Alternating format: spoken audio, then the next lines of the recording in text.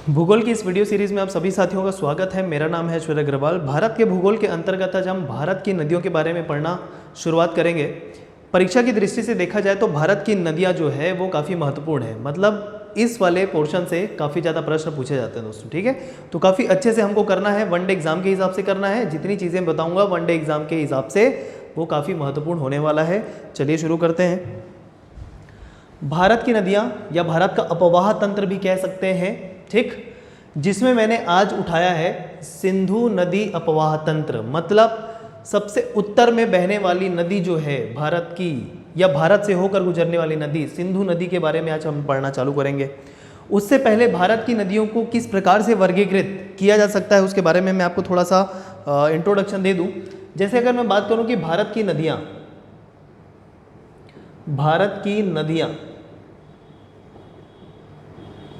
ठीक, भारत की नदियों को दो भाग में विभाजित करते हुए मैं इसको कर देता हूं उत्तर भारत की नदियां, और दूसरे रूप में विभाजित करते हुए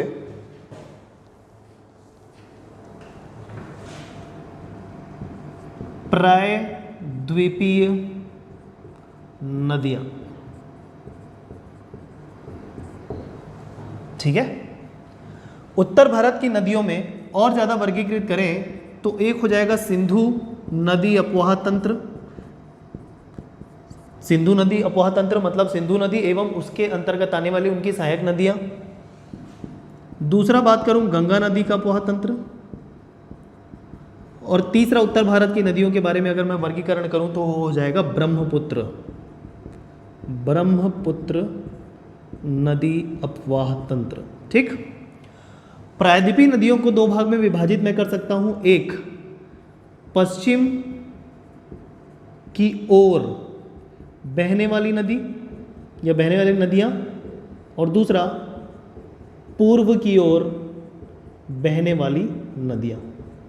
ठीक है दोस्तों, तो यह मुख्य रूप से भारत की नदियों का मैंने वर्गीकरण कर दिया, उत्तर भारत और प्रायद्वीपीय भारत। उत्तर भारत के अंतर्गत तीन मुख्य नदियां और उनके अपवाह तंत्र। प्रायद्वीपीय भारत, प्रायद्वीपीय क्षेत्र कौन सा है मैंने पिछले वीडियो में बताया है, उसे आप पहले देखिएगा। प्रायद्वीपीय भारत के अंतर्गत बहने वाली नदियां प्रायद्वीपीय नदियां, और उसमें भी पश्चिम की तरफ बहने वाली नदियां और एक है पूर्व की तरफ बहने वाली नदियां, उसको भी मैंने विभाजन कर लिया। तो इस प्रकार से इसके अंतर्गत, इस वर्गीकरण के अंतर्गत आने वाली विभिन्न नदियों के बारे में हमको पढ़ना है। क्या क्या बातें पढ़ना है, वो उस नदी का उद्गम किस क्षेत्र से हुआ है, ठीक, उसकी सहायक नदी कौन कौन सी है, ठीक है, और कुछ महत्वपूर्ण परियोजनाएं जो उस नदी के अंतर्गत बनाई गई है। इतनी बातें मुख्य रूप से करते हुए कुछ और विशेष अगर बातें होंगी उस नदी से संबंधित तो वो भी आपको बताएंगे। ठीक है, चलिए शुरुआत करते हैं आगे। सबसे पहले मैं उत्तर भारत की नदियों को लेते हुए भारत के सबसे उत्तरी क्षेत्र से बहने वाली नदी के बारे में बात करूंगा और वो है सिंधु नदी। चलिए, सिंधु नदी अपवाह तंत्र। सिंधु नदी अपवाह तंत्र के अंतर्गत आने वाली कितनी नदियां देख लीजिए। एक खुद सिंधु नदी होगी और उसके अलावा 5 अन्य नदियां होंगी जो किसी न किसी रूप में सिंधु नदी की सहायक नदी होने वाली है, जिसको इंग्लिश में बोलते हैं ट्रिब्यूटरीज। ठीक है, चलिए सबसे पहले बात करेंगे सिंधु नदी की। देखिए भारत का नक्शा है, यह कौन सा राज्य है, मतलब केंद्र शासित प्रदेश है जम्मू कश्मीर। ठीक है, यह एरिया है, नीचे नीचे आएंगे इधर हरियाणा, पंजाब, राजस्थान, इधर हिमाचल प्रदेश, जम्मू कश्मीर से ठीक नीचे हिमाचल प्रदेश, फिर उत्तराखंड। ठीक, तो इस तरीके से आप थोड़ा सा गैस आपको करते जाना है कि कहाँ से नदियाँ बहते हुए जा रही है, देखते जाइए। कुल मिलाकर 6 नदियाँ हैं, ठीक, लेकिन इस प्रदेश को नदियों के तौर पे ऐतिहासिक रूप से सप्त सैंधव प्रदेश कहा जाता है। सप्त मतलब 7, सैंधव मतलब सिंधु नदी से संबंधित प्रदेश, मतलब सप्त सैंधव प्रदेश। अब 6 नदी है, सप्त सैंधव प्रदेश क्यों? एक नदी जो है वो पौराणिक रूप से यह कह सकते हैं वो नदी जो वर्तमान में विलुप्त हो चुकी है, जिसे हम कहते हैं सरस्वती नदी। ठीक है, तो इस प्रकार से इस क्षेत्र में बहने वाली कुल 7 नदियां थी ऐतिहासिक तौर पे, जिसमें से वर्तमान में हमको 6 नदियों के बारे में पढ़ना है। एक नदी विलुप्त प्राय हो चुकी है और वो जो है सरस्वती नदी। इस प्रकार कुल मिला के 7 नदियां होती थी। इस वजह से इस पूरे प्रदेश को क्या कहा जाता था? सप्त सैंधव प्रदेश। ठीक है, लेकिन वर्तमान में 6 नदियों के बारे में पढ़ना है। ये देखिए 1 2 3 4 5 6, ठीक। सबसे ऊपर बहने वाली नदी दिख रही है आपको, क्या है? सिंधु नदी। सिंधु नदी के जस्ट नीचे देखिए उत्तर से दक्षिण में मैंने नदियों का क्रम लिख के रख लिया है। सबसे ऊपर में सिंधु नदी, जस्ट उसके नीचे जो नदी आपको दिखाई देगी वो होगी झेलम। मतलब यहाँ पर कौन सी नदी है? झेलम, जे लिख दिया।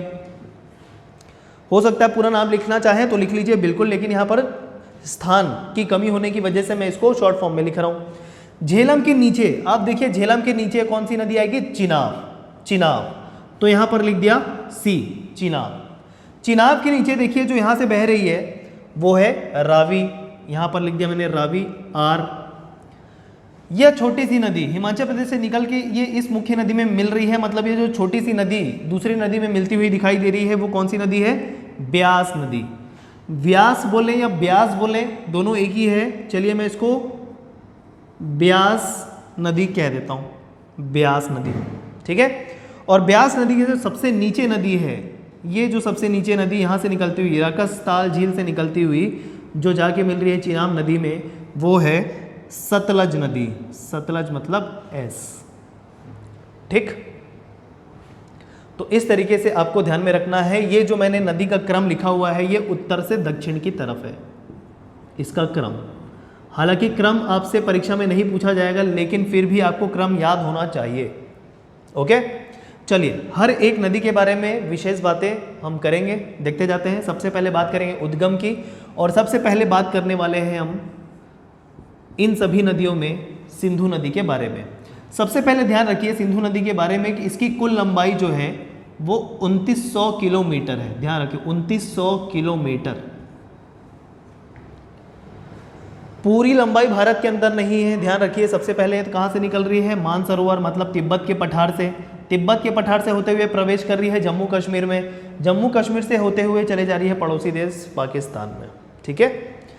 तो इस प्रकार इसकी कुल लंबाई 2900 किलोमीटर है, मतलब 2900 किलोमीटर है। भारत में इसकी लंबाई मोटी मोटी 1150 किलोमीटर के आसपास है, उतना आपको याद में नहीं करना है।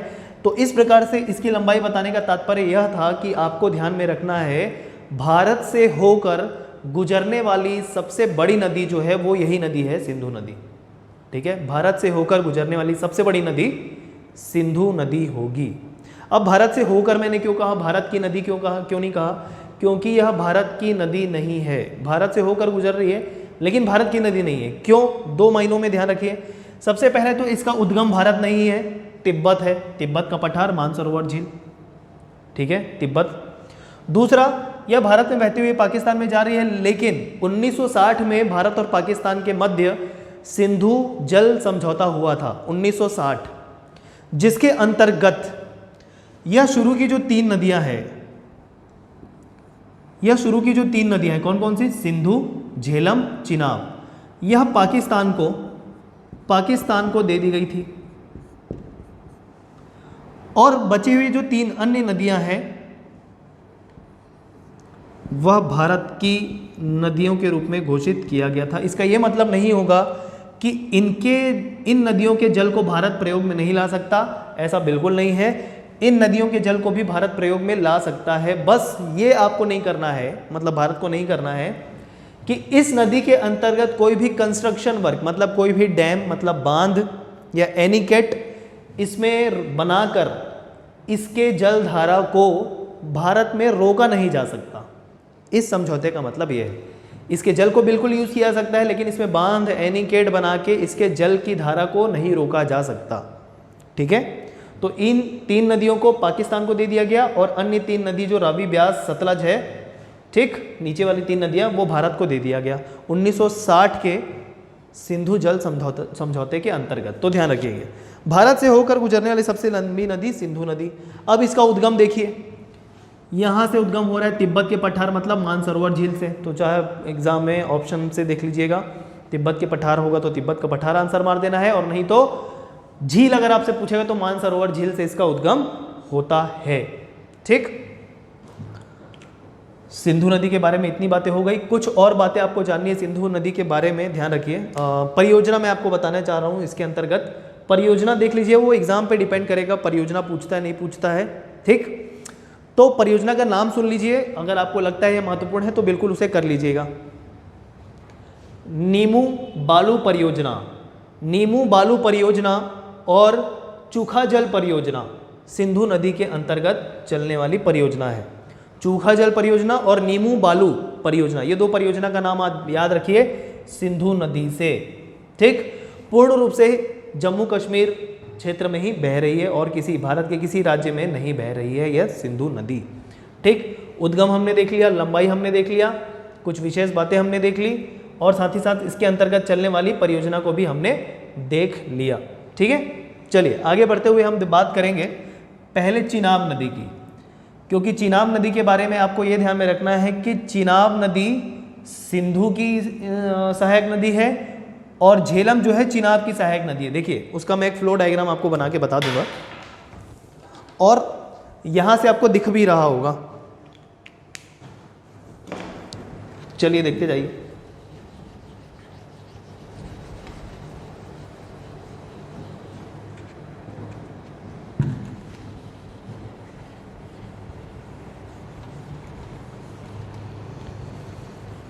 थोड़ा क्लीन कर देते हैं सो दैट समझने में आपको काफ़ी आसानी हो।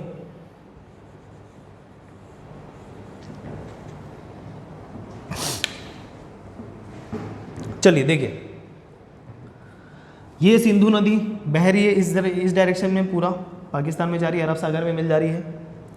अब आप देखिए इस सिंधु नदी में कौन सी नदी जाके मिल रही है सबसे पहले, तो देखिए झेलम, झेलम जो है यहाँ से शुरुआत होकर किस में मिल रही है, इस वाले नदी में। ये वाली नदी कौन सी है, यहाँ से निकलती हुई, मतलब सी से चिनाब, चिनाब नदी यहाँ से निकलती हुई कहाँ जा रही है, ये सिंधु नदी में। मतलब चिनाब नदी सिंधु नदी की सहायक नदी है। ये मैंने एरो कर दिया, ये क्या डिनोट कर रहा है, सहायक नदी, ठीक। चिनाब नदी सिंधु नदी की सहायक नदी है, उसमें भी आपको दिख पा रहा होगा। अब आप देखिए यहाँ जो दूसरे नंबर पे नदी है उत्तर से दक्षिण की तरफ आने पे झेलम, जैसे झेलम कहाँ जाके मिल रही है, झेलम होते हुए जाके मिल रही है चिनाब में। मतलब झेलम किसकी सहायक नदी होगी, चिनाब की, ठीक। चलिए पूरा सहायक एक साथ देख लेते हैं। चिनाब हो गया, जाके सिंधु में मिल रही, हो गया। यहाँ से देखिए, यहाँ से निकल रही हिमाचल प्रदेश से एक आर से मतलब रावी नदी, रावी नदी भी किस में जाके मिल रही है, देखिएगा यहाँ से जाके वो भी चिनाब नदी में मिल जा रही है। मतलब रावी नदी भी जो है किसकी सहायक हो गई, चिनाब की। एरो मतलब वो उसकी सहायक नदी होगी। यह एरो मतलब है रावी चिनाब की है, यह एरो मतलब झेलम चिनाब की है, इधर एरो किया मतलब चिनाब सिंधु की है। क्लियर है। और देखिए यहाँ से राकसताल झील से निकलती हुई एक नदी एस लिखा हुआ है, मतलब सतलज, सबसे नीचे बहने वाली नदी सतलज नदी जाके मिल रही है फिर से कहाँ पर, सिंधु नदी के पहले चिनाब नदी में, ठीक। मतलब सतलज नदी भी किसकी सहायक है, चिनाब की। तो देख लीजिए सिंधु की सहायक चिनाब और चिनाब की कितनी सारी सहायक, झेलम, रावी, सतलज, ठीक। एक नदी यहां पर रह गई ब्यास, किसकी सहायक है, सतलज की। देखिए सतलज में जाके मिल रही है, ठीक। तो ब्यास नदी जो है वो सतलज की सहायक होगी, ठीक है। सभी को क्लियर होगा आई होप। मैंने एरो से लेकर बता दिया है, बहुत ही इजी वे में बताया है आपको। और इस तरीके से अगर आप याद करें तो आपको बहुत ही ज़्यादा सहूलियत होने वाली है याद करने में। ये पूरा मैप रख लिया है आपने, आप चाहे तो प्रैक्टिस के तौर पे बना सकते हैं। इसी ऑर्डर में याद करिए। अगर थ्योरी के फॉर्म में याद करेंगे तो बहुत ज़्यादा मानिए कंफ्यूजिंग है, ये बहुत ज़्यादा कंफ्यूजन होगा, याद करने में बहुत ही ज़्यादा मुश्किल होगी, है ना। चलिए तो सबसे पहले मैं आपको बात बताने वाला हूँ चिनाब नदी के बारे में। झेलम से पहले मैं आपको चिनाब नदी के बारे में बताऊंगा।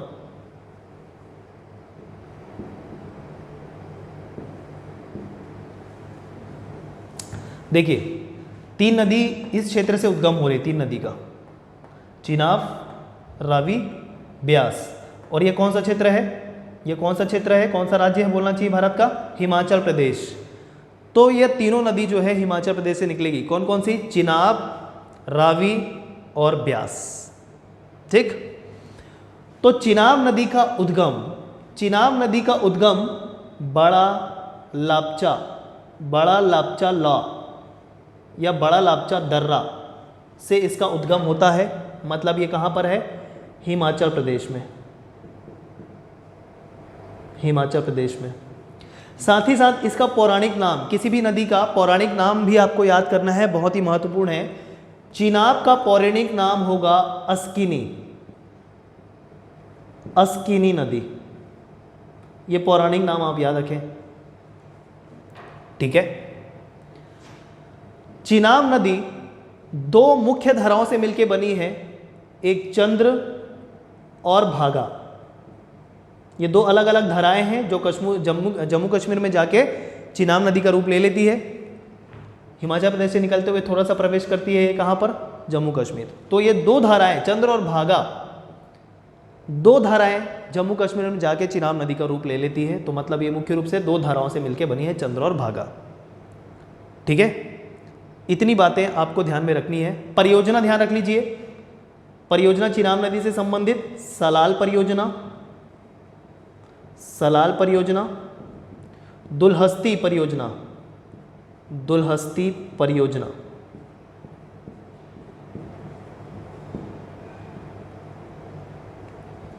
और एक और परियोजना बगलीहाल,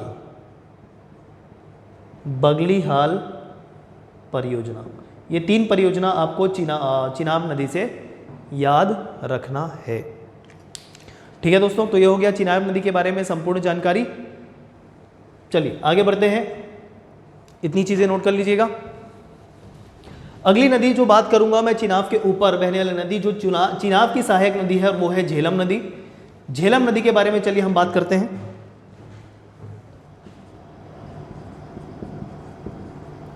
झेलम नदी चिनाब की सहायक नदी, पौराणिक नाम याद रखें, वितस्ता, वितस्ता, वितस्ता नदी पौराणिक नाम, महत्वपूर्ण है, ठीक। उद्गम कहां से हो रहा है? उद्गम देखें झेलम का, झेलम का उद्गम हिमाचल प्रदेश के ऊपर वाले राज्य, जो भूतपूर्व राज्य था जम्मू कश्मीर, जो वर्तमान में केंद्र शासित प्रदेश है, मतलब जम्मू कश्मीर क्षेत्र से ही इसकी उत्पत्ति हो रही है। जम्मू कश्मीर के पर्टिकुलर अगर झील का नाम पूछे तो शेषनाग झील, शेषनाग झील, ठीक। ये ध्यान रखें, झेलम नदी का उद्गम शेषनाग झील, जम्मू कश्मीर। वितस्ता नदी पौराणिक नाम। परियोजना सुन लीजिए, इसके अंतर्गत आने वाली परियोजना का नाम सुन लीजिए, तुलबुल परियोजना, तुलबुल परियोजना, एवं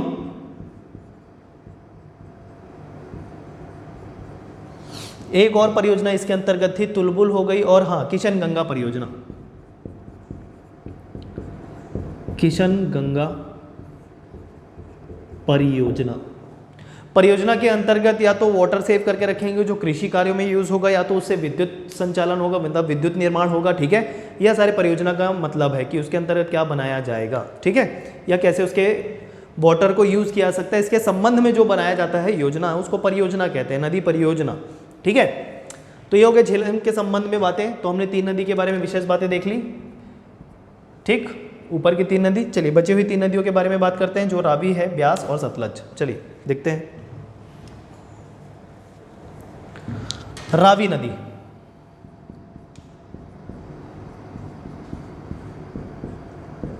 रावी नदी का पौराणिक नाम होगा परुषणी या पौरुषणी नदी, ठीक है, पौराणिक नाम परुषणी या पौरुषणी रावी नदी, ठीक। उद्गम देख लीजिए। अब देखिए इधर, यह जो दो नदियां हैं कौन कौन सी? रावी और ब्यास, रावी और ब्यास, देखिए दोनों हिमाचल प्रदेश से है, ठीक। चिनाब तो हिमाचल प्रदेश से हो गया, बचे दो नदी भी हिमालय से, कौन कौन, हिमाचल प्रदेश से कौन कौन सी? रावी और ब्यास। तो रावी और ब्यास हिमाचल प्रदेश से तो हैं, इनका उद्गम, दर्रे का नाम आपको याद रखना है, रोहतांग दर्रा, रोहतांग पास या रोहतांग दर्रा, इनका उद्गम स्थल होगा, रावी और ब्यास दोनों का। और यह रोहतांग दर्रा कहाँ पर? हिमाचल प्रदेश में। ये दोनों नदियों का उद्गम, रावी और ब्यास का संयुक्त रूप से आपको याद में रखना है, रोहतांग दर्रा, हिमाचल प्रदेश। रावी नदी का पौराणिक नाम हो गया और इसका उद्गम हो गया। ठीक है, आगे बढ़ते हैं और याद रखना है ब्यास नदी के बारे में। ब्यास नदी यहां पर मैं लिख रहा हूं,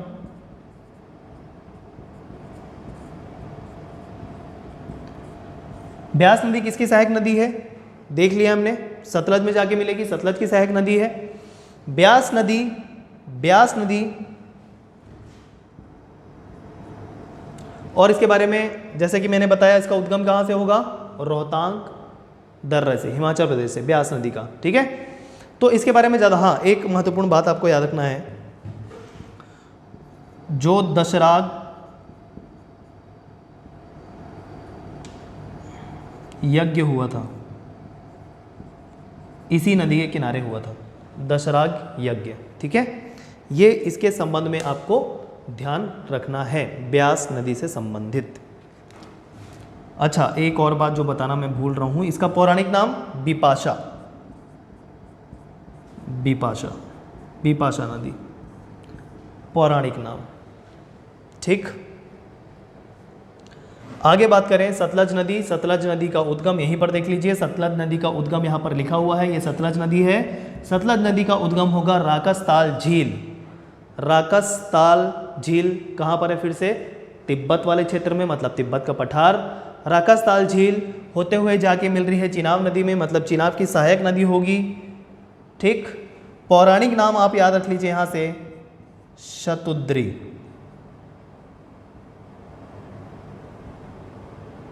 शतुद्री पौराणिक नाम।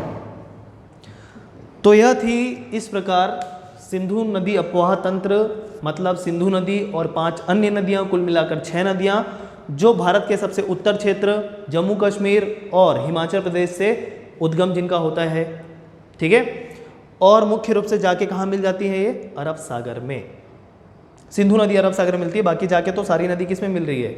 चिनाब सिंधु में मिल रही है, और बाकी जो नदियां हैं वो चिनाब में मिल रही है, और चिनाब में कुछ नदी मिल रही है। ठीक है, और एक नदी जो ब्यास है वो सतलज में जाके मिल रही है। इतनी बातें आपको ध्यान में रखनी है। अच्छा, सतलज नदी के बारे में जो परियोजना है वो ध्यान रख लीजिए, भाखड़ा नागल परियोजना। भाखड़ा नागल बांध आपने सुना भी होगा, तो उसी परियोजना, किस परियोजना के अंतर्गत? भाखड़ा नागल परियोजना के अंतर्गत बनाया गया था। भाखड़ा नागल परियोजना के अंतर्गत, कहां पर? पंजाब में। ठीक, हरिके बैराज सुन लीजिए, हरिके बैराज भी सतलज के अंतर्गत आने वाली एक परियोजना है। इतनी सारी बातें आपको ध्यान में रखनी है नदियों के बारे में। सारी की सारी नदी कहां से बह रही है? उत्तर से पश्चिम की तरफ। ठीक है, या दक्षिण पश्चिम की तरफ, ये आप ध्यान में रखेंगे। ठीक है, ये प्रवाह की दिशा है। सारी नदी हो गई सिंधु नदी अपवाह तंत्र के संबंध में। तो अभी के इस वीडियो में हम इतना ही करते हैं। अगले वाले वीडियो में हम गंगा और ब्रह्मपुत्र नदियों को एक साथ लेंगे, और फिर अगले क्लास में प्रायद्वीपीय नदियों के बारे में बात करेंगे। मतलब इस नदी वाले चैप्टर से 3 वीडियो में हम कोशिश करेंगे कि ख़त्म कर दें। ठीक है दोस्तों, चलिए मिलते हैं अगले क्लास में। धन्यवाद।